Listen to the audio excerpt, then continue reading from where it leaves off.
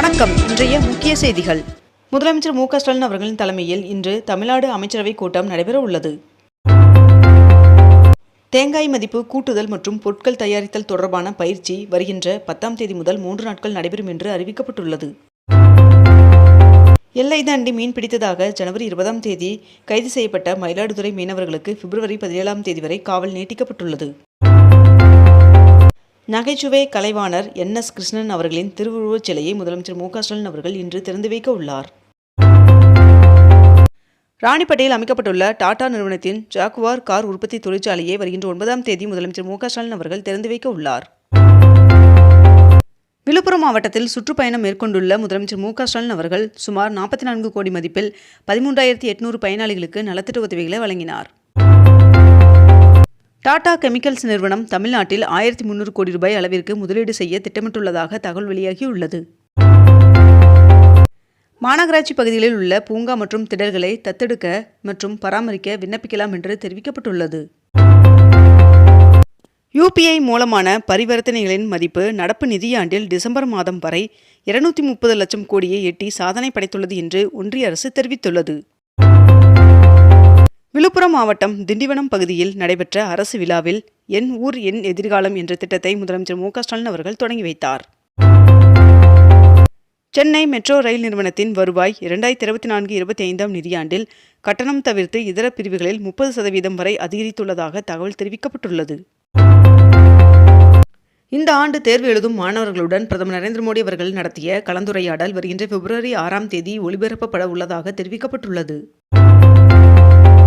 22 carrot ஆபண தங்கத்தின் விலை சவரனுக்கு ஒரே நாளில் 5,040 ரூபாய் அதிகரித்து ஒரு சவரன் 1,19,200 ரூபாயாகவும் 1 கிராம் 14,900 ரூபாய்க்கும் விற்பனை செய்யப்பட்டு வருகிறது. இதனைத் தொடர்ந்து 1 கிராம் வெள்ளியின் விலை கிராமிற்கு 20 ரூபாய் அதிகரித்து 1 கிராம் வெள்ளி 320 ரூபாய்க்கு விற்பனை செய்யப்பட்டு வருகிறது. தமிழ்நாட்டில் உள்ள அனைத்து கிராம ஊராட்சிகளிலும் பணியாற்றும் தூய்மை காவலர்களுக்கான மதிப்பூதியம் 5,000 ரூபாயிலிருந்து 6,000 ரூபாயாக உயர்த்தி தமிழ்நாடு அரசு அரசாணை வெளியிட்டுள்ளது. சென்னையில் போக்குவரத்து நெரிசலை குறைக்கும் நோக்கில் திருமலிசை அருகே குத்தம்பாக்கத்தில் சுமார் 400 கோடி ரூபாய் மதிப்பீட்டில் கட்டப்பட்டு வரும் புதிய பேருந்து முனையம் இறுதிக்கட்டத்தை எட்டியுள்ளது. ஓராண்டிற்கு மேலாக வெளிநாடுகளில் வசிக்கும் இந்திய பயணிகள் தங்க நகைகளை வரியின்றி கொண்டுவர பெண்கள் 40 கிராம் வரையிலும் ஆண்கள் மற்றும் மற்றவர்கள் 20 கிராம் வரையிலும் அனுமதிக்கப்படுவார்கள் என்று தெரிவிக்கப்பட்டுள்ளது. வருகின்ற பிப்ரவரி 11ஆம் தேதி பிரதமர் நரேந்திர மோடி அவர்கள் புதுச்சேரிக்கு வருகை தர உள்ளார் என்று தகவல் வெளியாகியுள்ளது. நாகர்கோவிலில் நலத்திட்ட உதவிகள் வழங்கும் விழா பிப்ரவரி 20ஆம் தேதி நடைபெற உள்ள நிலையில் முதலமைச்சர் மு க ஸ்டாலின் அவர்கள் வருகின்ற பிப்ரவரி 19ஆம் தேதி குமரி மாவட்டத்திற்கு வருகை தர உள்ளார் என்று தகவல் வெளியாகியுள்ளது. கடந்த 2023-24ஆம் நிதியாண்டில் தனிநபர் வருமானம் 3,49,000 தொட்டுள்ளது என்று தமிழ்நாடு அரசு தகவல் தெரிவித்துள்ளது. புதுச்சேரியில் வருகின்ற 12ஆம் தேதி சட்டப்பேரவை கூட்டத்தொடர் தொடங்கும் என்று சபாநாயகர் செல்வம் அவர்கள் தெரிவித்துள்ளார். தொழில் முனைவோருக்கான 3 நாள் மீடியா ட்ரோன் பயிற்சி வகுப்பு வருகின்ற 9ஆம் தேதி முதல் 11ஆம் தேதி வரை நடத்தப்படும் என்று தமிழக அரசு தெரிவித்துள்ளது. வருகின்ற ஏப்ரல் 6ஆம் தேதி முதல் ராமேஸ்வரம் மற்றும் மதுரை இடையிலான பகல் நேர பயணிகள் ரயில் நேர அட்டவணை மாற்றம் செய்யப்பட்டுள்ளதாக தகவல் வெளியாகியுள்ளது. CBSE 10 மற்றும் 12ஆம் வகுப்பு பொதுத் தேர்விற்கான ஹால் டிக்கெட் வெளியிடப்பட்டுள்ளது. சென்னை மெட்ரோ ரயில் 2ஆம் கட்ட திட்டத்திற்கு 10,354 கோடி ரூபாய் நிதி ஒதுக்கீடு செய்யப்பட்டுள்ளது. திருப்பதி ஏழுமலையான் சுவாமி கோவிலில் வருகின்ற 26ஆம் தேதி முதல் மார்ச் 2ஆம் தேதி வரை வருடாந்திர தெப்போற்சவம் நடைபெற உள்ளது. திண்டிவனம் புதிய பேருந்து நிலையத்திற்கு முன்னாள் பிரதமர் இந்திரா காந்தி அவர்களின் பெயர் சூட்டப்பட உள்ளதாக தெரிவிக்கப்பட்டுள்ளது. பேரறிஞர் அண்ணா அவர்களின் 57வது நினைவு நாளை ஒட்டி சென்னை மெரினாவில் உள்ள அண்ணா நினைவிடத்தில் அதிமுக பொதுச் செயலாளர் எடப்பாடி பழனிசாமி அவர்கள் மரியாதை செலுத்தினார். புல்லட் ரயில் மூலம் சென்னையிலிருந்து பெங்களூருவிற்கு 1 மணி மற்றும் 13 நிமிடங்களில் செல்லலாம் என்று ஒன்றிய அமைச்சர் அஸ்வினி வைஷ்ணவ் அவர்கள் தெரிவித்துள்ளார். தமிழகத்தில் முதற்கட்டமாக கன்னியாகுமரி, கள்ளக்குறிச்சி, ஈரோடு மற்றும் தூத்துக்குடி ஆகிய மாவட்டங்களில் 4 சிறப்பு சுற்றுலா இடங்கள் அடையாளம் கண்டறியப்பட்டு முதலீடுகளை ஈர்க்க விருப்பப்பதிவு கோரிக்கைகள் அழைக்கப்பட்டிருப்பதாக தகவல் வெளியாகியுள்ளது. தமிழ்நாடு பிறப்பு மற்றும் இறப்பு புதுப்பிக்கப்பட்ட பதிவு விதிகள் 2000 படி 2009ஆம் வருடம் மற்றும் அதற்கு முந்தைய ஆண்டுகளில் பிறந்த குழந்தையின் பிறப்பு சான்று பதிவில் குழந்தையின் பெயர் பதிவு சேர்ப்பதற்கு கால அவகாசம் செப்டம்பர் 26ஆம் தேதி வரை நீட்டிக்கப்பட்டுள்ளது.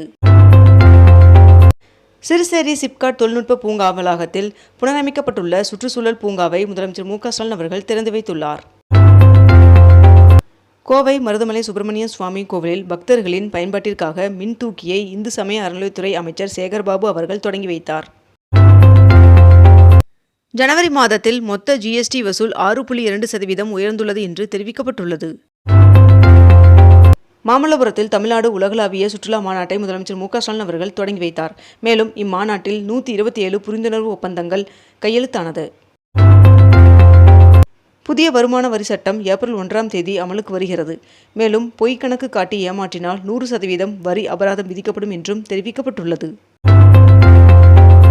தேர்தல் ஆணையம் மேற்கொள்ளும் வாக்காளர் பட்டியல் மறு ஆய்வு நடவடிக்கையை எதிர்த்து மேற்கு வங்க முதல்வர் மம்தா பானர்ஜி அவர்கள் உச்சநீதிமன்றத்தில் பொதுநல மனு தாக்கல் செய்துள்ளார்.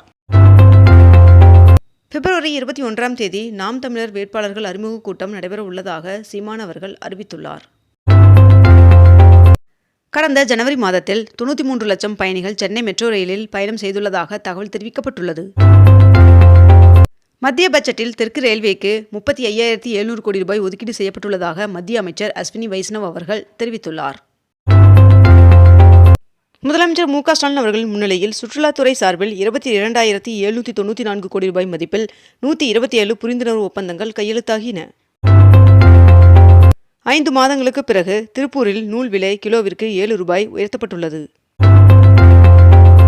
தாவேகாவின் 3ஆம் ஆண்டு தொடக்க விழாவை ஒட்டி அக்கட்சியின் தலைவர் விஜய் அவர்கள் கட்சி அலுவலகத்தில் உள்ள தலைவர்களின் சிலைகளுக்கு மரியாதை செய்ததுடன் கட்சி கொடியேற்றினார்.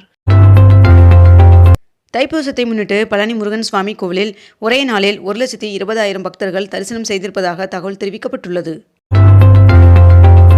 திருச்சியில் வருகின்ற மார்ச் 8ஆம் தேதி திமுக மாநில மாநாடு நடைபெறும் என்று அமைச்சர் நேரு அவர்கள் தெரிவித்துள்ளார். நாட்டில் பொருளாதார வளர்ச்சி 7% அதிகரித்துள்ளது என்று மத்திய நிதியமைச்சர் நிர்மலா சீதாராமன் அவர்கள் தெரிவித்துள்ளார். கடந்த நவம்பர் மாதம் நடைபெற்ற ஆசிரியர் தகுதி தேர்வின் முடிவுகளை அண்மையில் ஆசிரியர் தேர்வு வாரியம் வெளியிட்ட நிலையில் அதன் தகுதி சான்றிதழை இன்று முதல் பெறலாம் என்று ஆசிரியர் தேர்வு வாரியம் அறிவித்துள்ளது. 872 ஏக்கர் பரப்பளவில் அமைய இருக்கும் தமிழ்நாடு அறிவுசார் நகரத்திற்கு முதலமைச்சர் மு.க.ஸ்டாலின் அவர்கள் அடிக்கல் நாட்டினார். நிதிக்குழு பரிந்துரையின்படி மாநிலங்களுக்கு 1,40,000 கோடி ரூபாய் நிதி வழங்கப்படும் என்று நிர்மலா சீதாராமன் அவர்கள் தெரிவித்துள்ளார். இத்துடன் இன்றைய தலைப்புச் செய்திகள் நிறைவடைகின்றன. மேலும் இதுபோன்ற அண்மை தகவல்களை உடனுக்குடன் தெரிந்து கொள்ள அக்னிபூ சேனலை சப்ஸ்கிரைப் செய்து கொண்டு தொடர்ந்து இணைந்திருங்கள். நன்றி, வணக்கம்.